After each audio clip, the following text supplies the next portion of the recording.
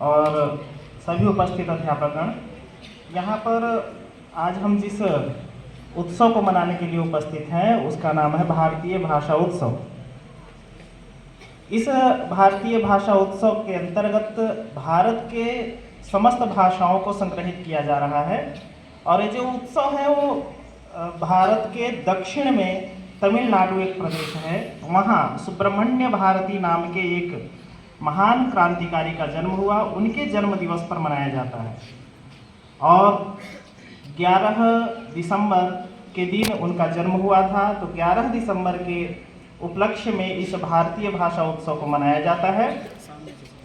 इनकी विशेषता ये है, ये तमिलनाडु के होने के साथ साथ भारत के इस तरफ यानी कि उत्तर भाग में भी इनका बहुत अधिक प्रभाव था, लोग इनसे बहुत प्रभावित थे और इन्होंने दोनों क्षेत्रों को, आप देखते होंगे कि दक्षिण भारत और उत्तर भारत की जब हम बात करते हैं तो कहीं न कहीं भेद आ जाता है। सामान्य रूप से हम ये भी देखते हैं कि एक लोकल जो लोग होते हैं और बाहरी लोग, दोनों में इतना अंतर होता है कि आप लोकल लोग कुछ खरीदने जाते हैं तो उनके लिए अलग रेट होता है और बाहर का लोग आता है उसके लिए अलग रेट हो जाता है।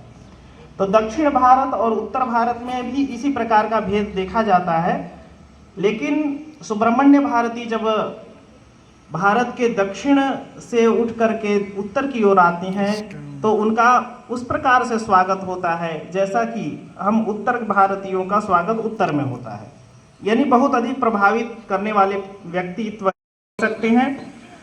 उनका जन्म 1882 ईस्वी में 1882 में हुआ था और मृत्यु हुई थी 1921 में। इस थोड़े से समय में उन्होंने 22 यानी 22 पुस्तकों की रचना की कम समय में, साथ साथ बहुत सारे सामाजिक कार्य भी उन्होंने किए। इन्हीं सब योगदानों को देख करके माननीय प्रधानमंत्री और हमारे शिक्षा मंत्री इस दिवस को भारतीय भाषा उत्सव के रूप में मना रहे हैं। आपके सामने कोटेशन है यहाँ पर सुब्रमण्य भारती का, वो देख सकते हैं। यहाँ पर है, हे भारत माता, बोली जाने वाली 18 भाषाओं के बीच आपका एक ही विचार है। हमारे देश में 18 भाषाएं जो हैं उनके बीच आपका एक ही विचार है, यानी एक ही उद्देश्य है, एक ही भाव है। श्रीमान नरेंद्र मोदी जी का एक वाक्य यहाँ पर है आपके सामने, we are Indians by soul no matter what language we speak. हम लोग आत्मिक रूप से, आत्मा से भारतीय हैं, कौन सी भाषा बोल रहे हैं इसका कोई मैटर नहीं है। ऐसे ही आपके सामने कोटेशंस हैं, ये सभी आप देखेंगे और ये पूरा का पूरा जो भी आपको बताया जा रहा है सब आपको देखने को मिलेगा। तो आज के इस 11 दिसंबर 2022 को भारतीय भाषा उत्सव के रूप में हम मना रहे हैं। इसके अतिरिक्त इसमें बहुत सारे कार्यक्रम हैं जो आगे आपको